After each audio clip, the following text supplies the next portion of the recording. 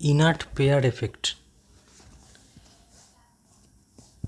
Group 13-এ এই যে 5টা এলিমেন্ট পরপর আছে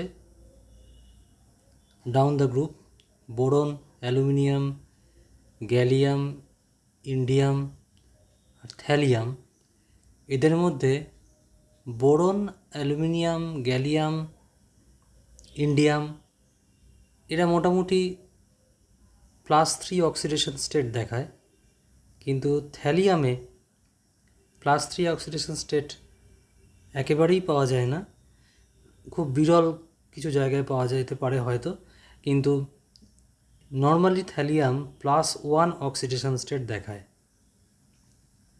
এই একই কাণ্ড পি ব্লকের বাকি গ্রুপগুলোর ক্ষেত্রেও ঘটে। যেমন গ্রুপ 14-এ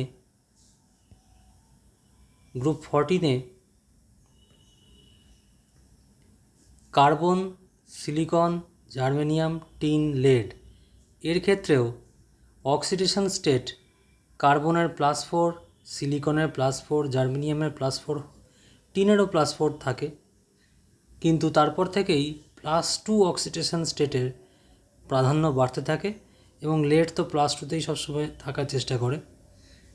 এই যে ব্যাপারটা, অর্থাৎ গ্রুপ 14-এর ক্ষেত্রে +2 এবং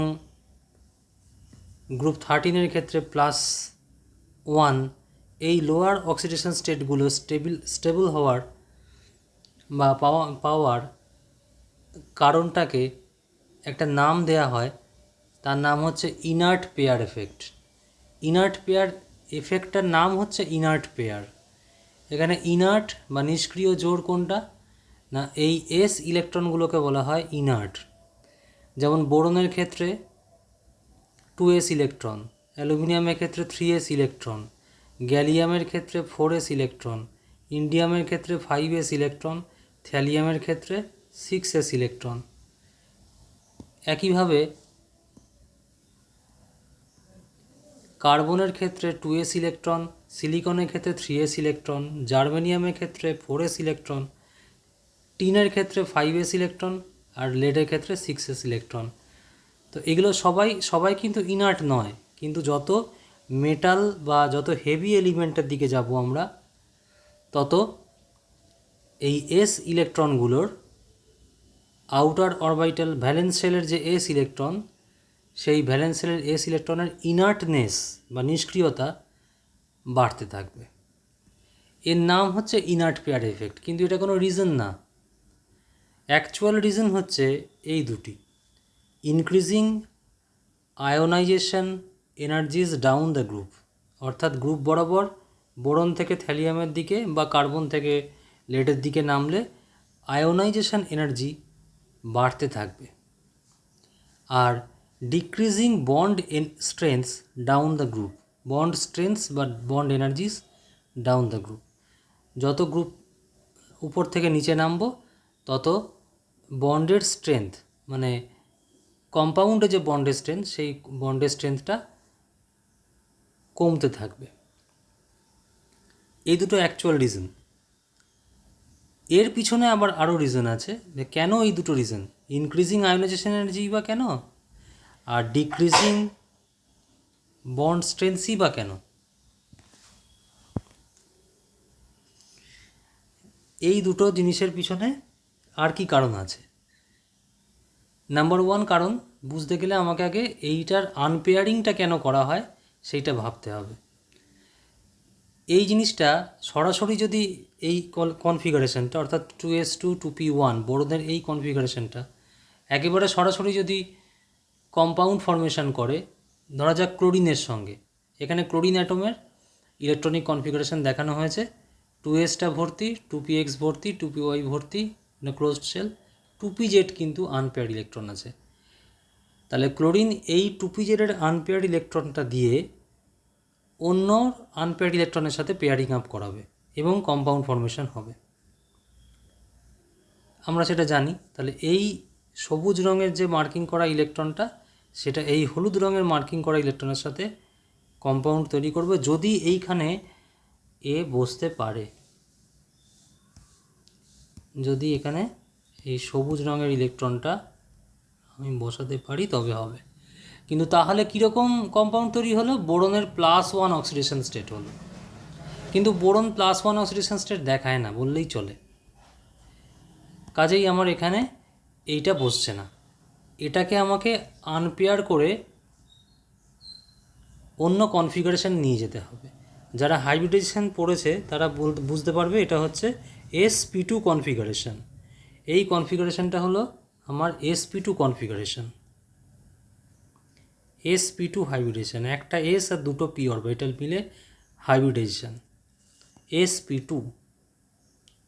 এইটা করলে তবে তিনটে ইলেকট্রনকে এক জায়গায় নিয়ে আসা যাবে। তিনটে আনপেয়ার্ড ইলেকট্রন পাবো, এবং তিনটে আনপেয়ার্ড ইলেকট্রন পেলে তিনটে ক্লোরিন অ্যাটমের সবুজ যে ইলেকট্রনগুলো, সবুজ রং করে দেওয়া যে ইলেকট্রন, সুবিধার জন্য একটা রং করা হয়েছে, ইলেকট্রন তার রং করা থাকবে না, এরকমভাবে বসে যাবে। অর্থাৎ তিনটে কোভ্যালেন্ট বন্ড তৈরি হবে ক্লোরিনের সঙ্গে। sp2 হাইব্রিডেশন যদি বোরনের হয়, কিন্তু সেটা করতে গেলে কি করতে হবে? 2s এর যে ইলেকট্রন তাকে আনপেয়ার করতে হবে, মানে জোড়ায় রয়েছে সেই জোড়াটা খুলতে হবে। খুলতে গেলে অবভিয়াসলি এনার্জি লাগবে।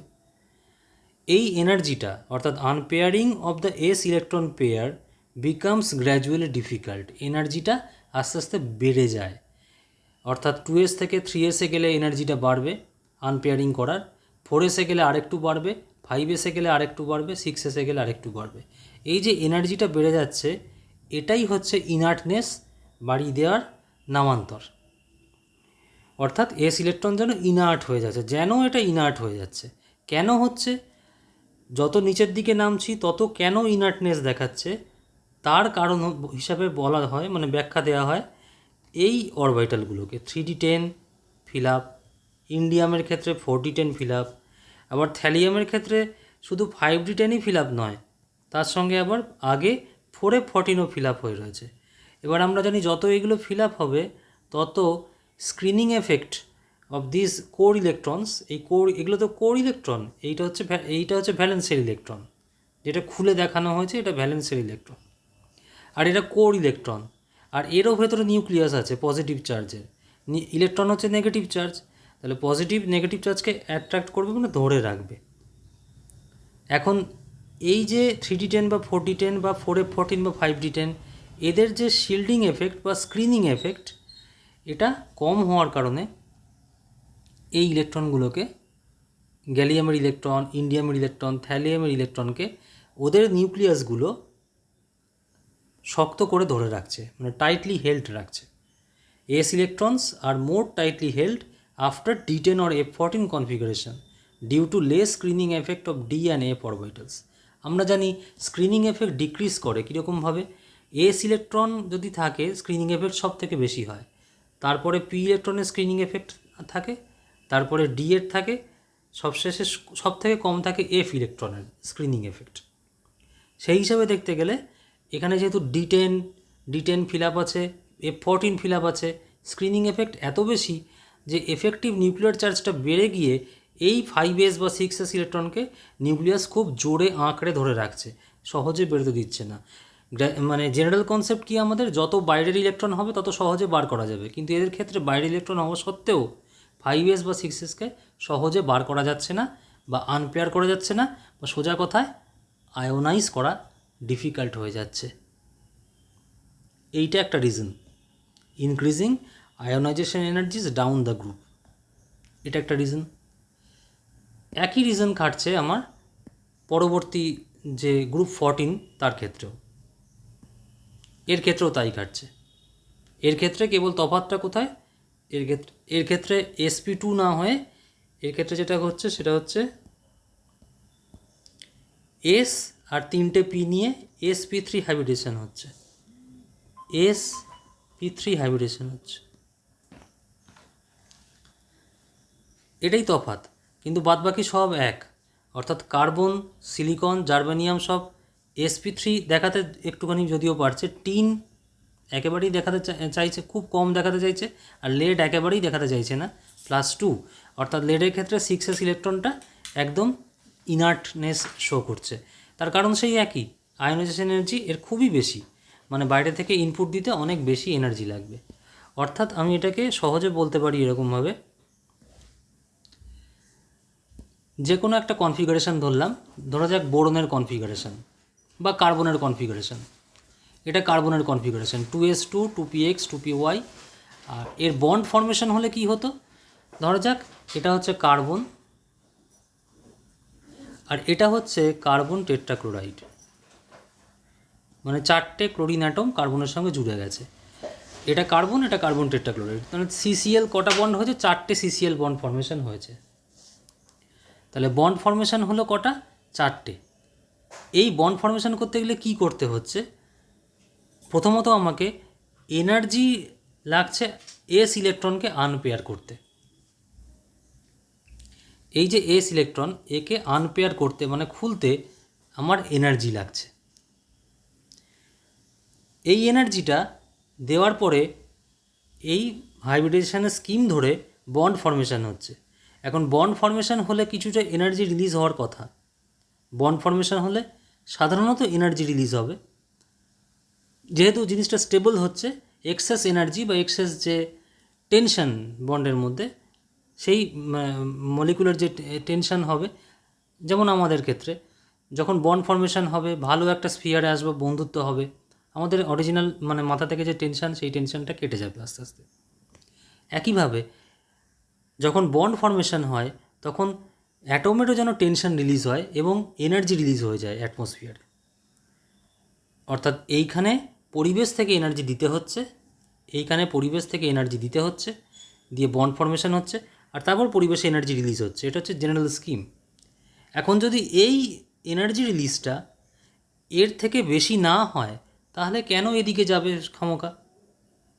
এনার্জি রিলিজ যদি এনার্জি রিকোয়ার্ডের থেকে বেশি না হয়, তাহলে রিয়াকশান হবে না।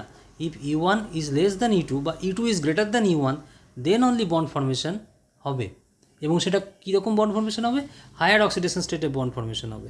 আদারওয়াইজ এ বন্ড ফর্মেশন করবে না, এই দুটো অক্সিডেশন স্টেট নিয়েই, দুটো আনপেয়ার্ড ইলেকট্রন নিয়েই বন্ড ফর্মেশন করবে। 4টে আনপেয়ার্ড ইলেকট্রন দিয়ে বন্ড ফর্মেশন করবে না। 4টে আনপেয়ার্ড ইলেকট্রন দিয়ে বন্ড ফর্মেশন করলে হায়ার অক্সিডেশন স্টেট মানে +4 পাওয়া যাবে। আর দুটো আনপেয়ার্ড ইলেকট্রন দিয়ে বন্ড ফর্মেশন করলে লোয়ার অক্সিডেশন স্টেট মানে +2 পাওয়া যাবে। আমি পাচ্ছি এখানে +4, অর্থাৎ এখানে নিশ্চয়ই E2টা E1-এর থেকে বেশি হচ্ছে। কিন্তু অন্যগুলোর ক্ষেত্রে সেটা ঘটছে না। সিলিকনের ক্ষেত্রে এর প্রবাবিলিটি একটু কম হবেই, জার্মেনিয়ামের ক্ষেত্রে আরেকটু কম হবে, টিনের ক্ষেত্রে এমনিতেই তো এদের সাইজ আস্তে আস্তে বড় হওয়ার কথা, যেহেতু নিউক্লিয়ার চার্জ, যেহেতু এখানে এই প্রোটনের সংখ্যা বাড়ছে 6, 14, 32, 50, 82, তার মানে ইলেকট্রনের সংখ্যা বাড়ছে, তার মানে এমনিতে সাইজ বড় হওয়ার কথা। কিন্তু আসলে আমরা কী দেখি, যতটা সাইজ বড় হওয়ার কথা ততটা সাইজ বড় হয় না। এই D10 বা F14 থাকার জন্য সাইজে খানিকটা কন্ট্রাকশন হয়। ওই জন্য এটাকে ডি অরবিটাল কন্ট্রাকশন, এটাকে ল্যান্থনয়েড কন্ট্রাকশন এরকম নাম দেওয়া হয়। আসল কারণটা হচ্ছে এটা, স্ক্রিনিং পাওয়ারটা কম।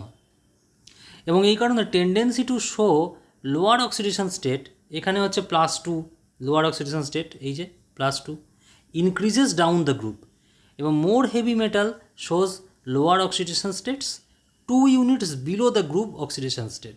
সবসময় 2 ইউনিট বিলো, কেন না দুটো করে এস ইলেকট্রন সবসময় ইনার্ট হয়ে থাকছে নিচের দিকে, সেই কারণে 2 ইউনিট লো থাকছে। 1 ইউনিট বা 3 ইউনিট নয়, 2 ইউনিট লো থাকছে। এখানেও তাই 2 ইউনিট লো থাকছে। দেখো +3 হয়েছে, +3, এখানে +1-এর প্রবণতা বেড়ে যাচ্ছে, এখানে +1 একেবারেই হচ্ছে, +3 কোনো প্রবণতাই নেই। Tendency to show lower oxidation state, এখানে গ্রুপ 13-এর বেলায় +1 increases down the group, more heavy metal shows lower oxidation states 2 units below the group oxidation state. Group oxidation state কত, +3, তার তুলনায় শো করছে 2 ইউনিট কম, মানে +1 শো করছে। যত নিচের দিকে যত নামবো তত +1-এর প্রবণতা বেড়ে যাচ্ছে, +3 প্রবণতা কমে যাচ্ছে। এই হলো সংক্ষেপে ইনার্ট পেয়ার এফেক্ট। এবং মনে রাখতে হবে যে ইনার্ট পেয়ার এফেক্ট কিন্তু রিজন না। আমাকে যদি বলা হয় যে কেন এটা হচ্ছে, আমি বলবো দুটো কারণে। একটা হচ্ছে increasing ionization energies down the group, আর decreasing bond strengths down the group. এইটাই হচ্ছে মেন রিজন। এফেক্টের নাম হচ্ছে ইনার্ট পেয়ার এফেক্ট।